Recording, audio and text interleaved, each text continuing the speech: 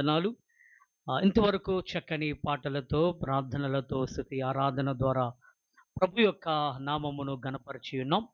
మరి సమయములో కొద్ది నిమిషాలు దేవుని యొక్క మాటలు ఆలకించుదాం.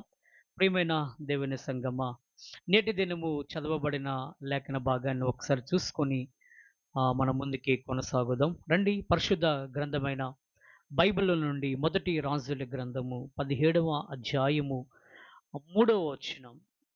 ఓ బహు స్పష్టమైన దివ్యమైన మాట అక్కడ రాయబడి ఉన్నది. మొదటి రాజుల గ్రంథము 17వ అధ్యాయం 3వ వచనం. నీవు ఇచ్చట నుండి తూర్పు వైపునకు పోయి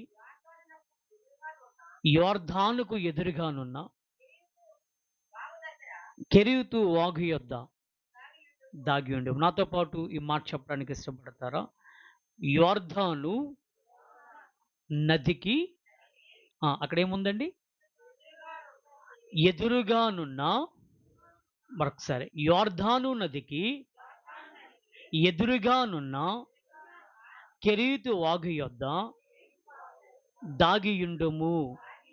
మరొకసారి, యొర్దాను నదికి ఎదురుగా ఉన్న కెరీతు వాగు యొద్ద దాగియుండుము. ఈ వాక్య భాగము మీరు చాలా సార్లు చదివి ఉన్నారు. ఆఫ్ కోర్స్ మీరు ఏదో ఒక పర్యాయము ఈ యొక్క లేఖన భాగం మీరు